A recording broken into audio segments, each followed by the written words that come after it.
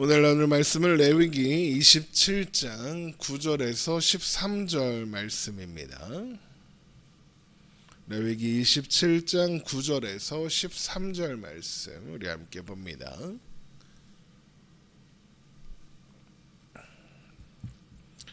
레위기 27장 9절에서 13절 레위기 27장 9절에서 13절 말씀 우리 한 목소리로 읽겠습니다.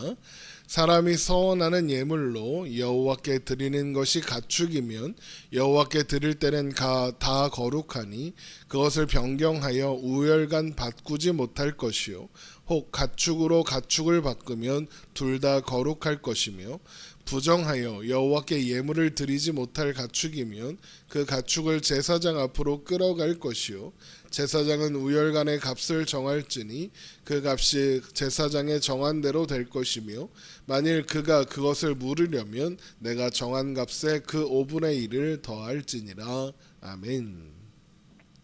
레위기 27장, 레위기의 마지막 장인 레위기 27장에는 하나님께 서원하여 바치는 것에 관한 규례가 기록되어 있고 그 첫 번째 규례가 사람의 값을 하나님께 드리기로 서원한 경우에 관한 것이었습니다. 그리고 이어지는 두 번째 규례는 가축을 하나님께 예물로 드리기로 서원한 경우에 관한 것입니다. 가축을 하나님께 예물로 바치기로 서원했을 경우에 그 가축의 우열에 따라 바꾸면 안 된다 하십니다. 레위기 27장 9절입니다. 사람이 서원하는 예물로 여호와께 드리는 것이 가축이면 여호와께 드릴 때는 다 거룩하니 그것을 변경하여 우열간 바꾸지 못할 것이요 혹 가축으로 가축을 바꾸면 둘 다 거룩할 것이며 우열간에 바꾸지 못한다라는 것은 가축의 상태나 질의 좋고 나쁨에 따라서 바꿀 수 없다라는 의미입니다.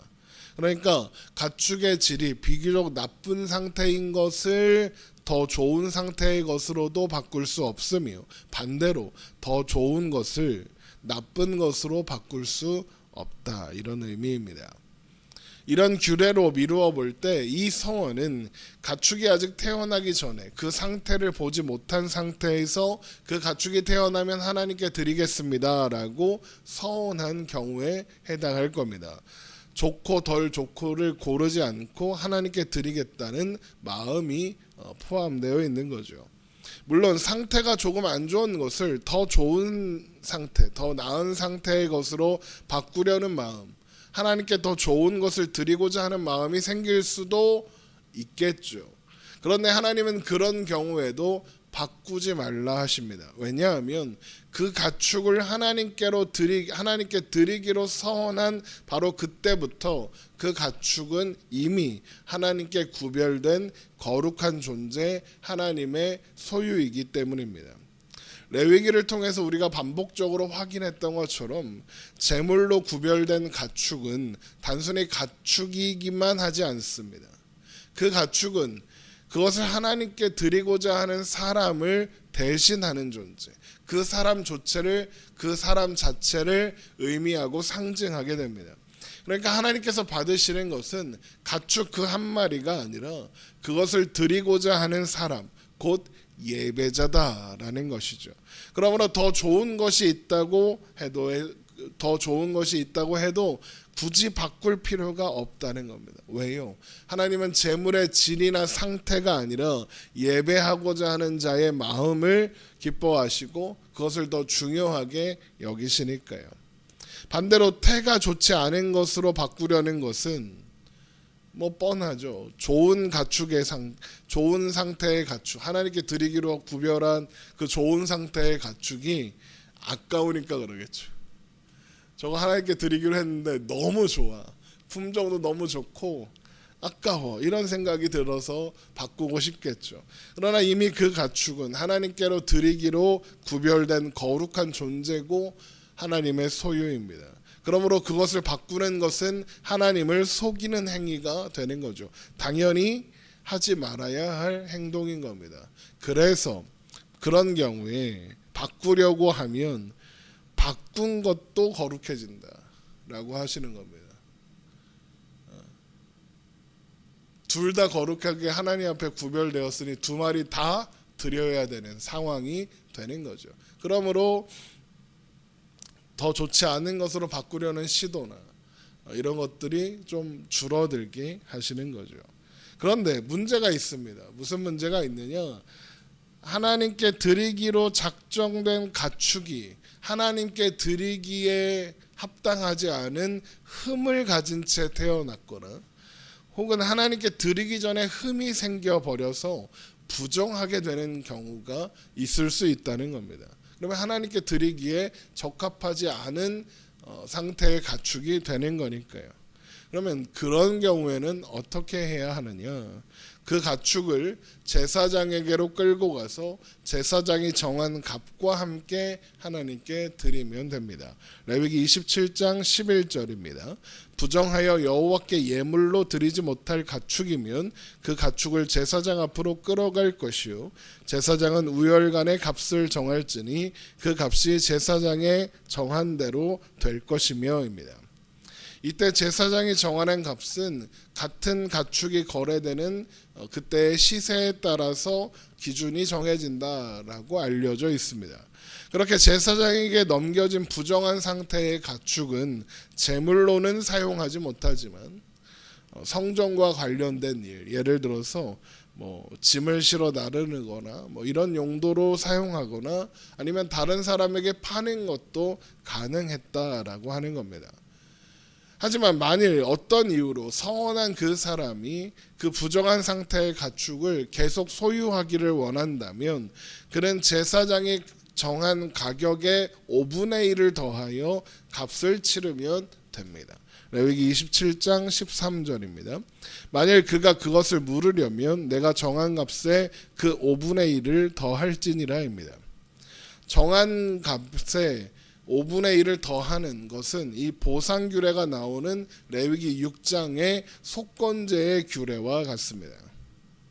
자, 그런데 만일 흠이 있어서 하나님께 드리지 못하는 그 부정하게 된 짐승을 제값의 5분의 1까지 더하여 값을 치러야 한다면 그것을 물으고자 하는 사람이 얼마나 될까요? 거의 아마 없을 겁니다. 그렇게까지 해서라도 물으려는 사람, 다시 데리고 가려는 사람은 아마 거의 없겠죠. 그러니까 이 규례는 비록 부정하게 되었더라도 하나님께 서원하여 바친 것을 변경하거나 취소하지 말아라 라는 의미입니다. 하나님께서 이런 규례를 만드신 것은 앞에서도 말씀드린 것처럼 하나님께서 원하시는 것은 드리기로 서원한 그 가축 자체가 아니라 그 서원을 한 그 사람의 중심, 마음이기 때문입니다. 우리 미가서 6장 6절의 말씀을 한번 찾아보죠. 미가서 6장 6절입니다.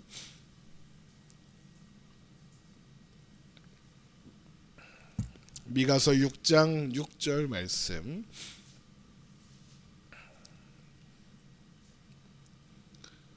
미가서 6장 6절입니다. 내가 무엇을 가지고 여호와 앞에 나아가며 높으신 하나님께 경배할까? 내가 번제물로 1년 된 송아지를 가지고 그 앞에 나아갈까? 여호와께서 천천의 순양이나 만만의 강물 같은 기름을 기뻐하실까? 내 허물을 위하여 내 맏아들을 내 영혼의 죄로 말미암아 내 몸에 열매를 드릴까? 사람아, 주께서 선한 것이 무엇임을 내게 보이셨나니 여호와께서 내게 구하시는 것은 오직 정의를 행하며 인자를 사랑하며 겸손하게 내 하나님과 함께 행하는 것이 아니냐입니다. 하나님이 원하시는 것은 뭔가 엄청나게 많고 뭔가 엄청나게 대단하고 뭔가 좋고 특별한 재물이 아니라 뭐랍니까? 하나님 앞에 선 그 사람, 하나님과 동행하는 그 사람, 하나님을 사랑하며 하나님의 사랑을 사랑하며 그래서 인자를 사랑하고 겸손하게 하나님 안에서 행하는 것, 하나님과 동행하는 그 사람과 그런 그 사람의 중심을 하나님이 원하신다라는 겁니다. 번제가 아니라 재물이 아니라 가축이 아니라 그 사람입니다. 그리고 이것이 하나님께서 레위기의 결론을 26장이 아니라 27장으로 삼고 계시는 이유인 겁니다. 하나님은 하나님의 백성들이 하나님을 사랑함으로 하나님 안에 거하시기를 원하신다. 바로 이것이 레위기 27장을 통해서 우리에게 확인하게 하려는 내용이며, 이것이 레위기 전체에 흐르고 있는 하나님의 마음이다라는 것이죠. 하나님께서 원하시는 것은 제사가 아니라 우리가 하나님을 아는 것이다 라고 하였습니다. 또한 우리가 하나님 안에 사는 것이다 라고 하였습니다. 여러분, 이 사실을 기억하십시오. 그래서 오늘도 하나님 앞에서 하나님과 동행함으로 오늘을 살아가는, 그래서 하나님을 더 가까이 알아가고 우리의 모든 삶이 하나님 안에 있는 그런 삶이 되기를 주님의 이름으로 축원합니다. 기도하겠습니다.